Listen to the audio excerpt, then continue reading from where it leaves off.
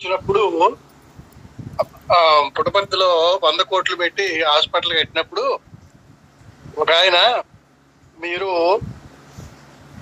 నిమిత్త మాత్రంగానే శిరస్సు మీద చేపెట్టి క్యాన్సర్ వంటి వ్యాధులు కూడా నయం చేస్తున్నారు, మరలా 100 కోట్లు పెట్టి హాస్పిటల్ ఎందుకు కడుతున్నారు ఇలా అని చెప్పని ఒక సంశయాన్ని వెలిపుచ్చాడండి. అవతార పురుషుడే ఇక్కడ ఉన్నప్పుడు ఈ హాస్పిటల్ ఎందుకు అని. అయితే దానికి స్వామి చక్కటి సమాధానం ఇచ్చారు. స్వామి కేవలం తన సంకల్పంతోనే రోగులందరికీ ఆరోగ్యం ప్రసాదించవచ్చు కదా, హాస్పిటల్ ఎందుకు అనుమానిస్తున్నారు ఇక్కడ అందరూ.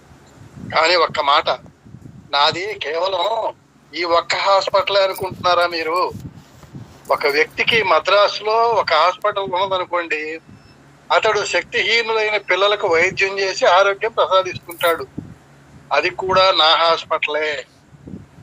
నిజానికి అన్ని చోట్ల ఉన్న హాస్పిటల్స్ నావే. నేను వాటినన్నింటినీ చూస్తూ ఉంటాను.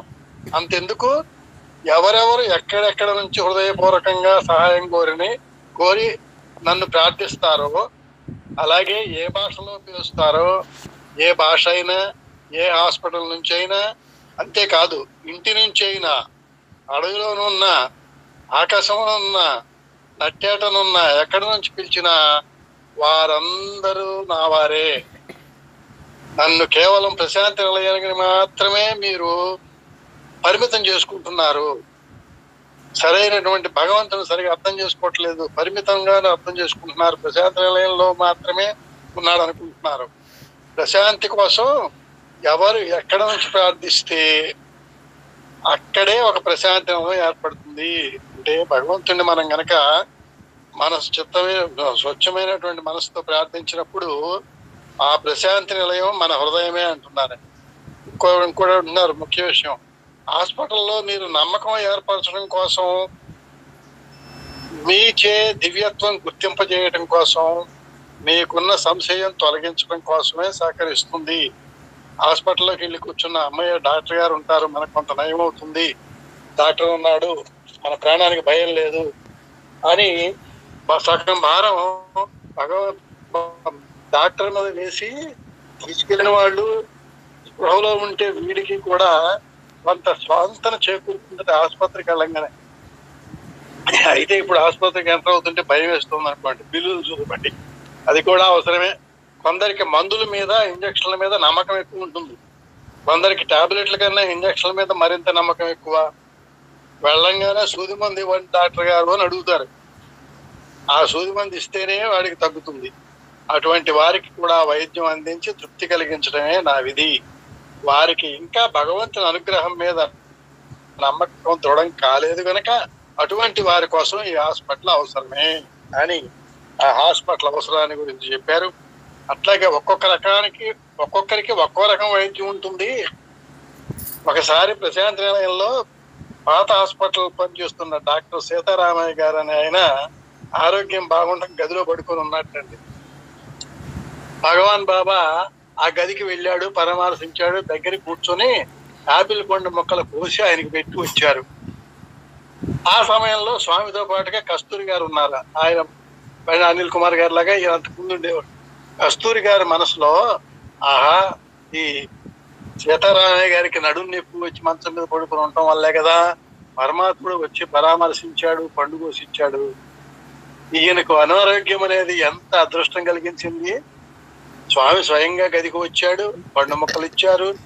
నాకు కూడా వస్తే బాగుండు అనారోగ్యం అనుకున్నట్ట. కొన్నాళ్ళు అయింది, కస్తూరి గారికి వెన్నెముక నొప్పి వచ్చింది, కదలలేని స్థితిలో ఉన్నారు. అప్పుడు స్వామి తన దగ్గరకు వస్తారు.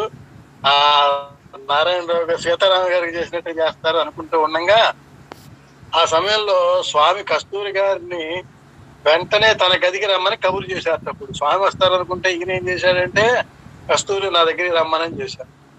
ఏం చేస్తారకే తప్పని పరిస్థితుల్లో బయలుదేరి వెళ్ళాడు. నిదానంగా స్వామి దగ్గరికి వెళ్ళాడు. అది జనవరి నెల, కొత్త సంవత్సరం క్యాలెండర్లో అక్కడ మన ప్రశాంతంలో ఉన్నటువంటి 200-300 గదుల్లోనూ కూడా క్యాలెండర్లు పెట్టాలి. సరే, సో ఏం చేశారంటే స్వామి ఆయన కొన్ని కొత్త సంవత్సరం క్యాలెండర్లు ఇచ్చి, ఇదిగో ఈ 50 గదుల్లో క్యాలెండర్లు కట్టిరా అన్నట్టండి. దేవుడి నేను నడుము నొప్పితో ఉంటే మీరు వస్తారనుకుంటే ఇలా చేశారేమిటి అనుకున్నట్ట ఆయన. నిలయంలో ప్రతి గదికి నీవు వీటిని స్వయంగానే తీసుకెళ్ళు, ఎవరికి ఇచ్చి పంపవద్దు, నువ్వే పెట్టు అన్నాడు. ఒక్కొక్క గదిలో ఒక్కొక్కటి పెట్టు వెళ్ళు అని గట్టిగా చెప్పారు. అంతే, మాట్లాడకుండా ఆ క్యాలెండర్లన్నీ కస్తూరి గారు స్వయంగా తీసుకుని బయలుదేరి నిలయంలో 50 గదుల్లోనూ అంతస్తులు కూడా ఎక్కి ఇచ్చొచ్చారు. అప్పుడు కొందరు ఈయన అవస్థ చూశారు, నడవలేక నడుస్తున్నాడు, మీరు ఎందుకు ఇబ్బంది పడటం, మేము కూడా వస్తాం, మాకు ఇవ్వండి అన్నారు సేవాదలు.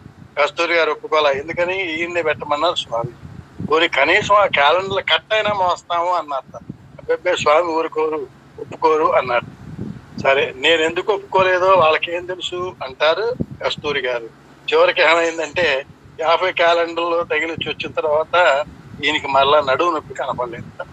ఇది ఒక్కొక్కరికి ఒక్కొక్క వైద్యం అని ఈ సన్నివేశాన్ని ఒక ఆయన గ్రంథస్థం చేశారు, సాయిరామన్.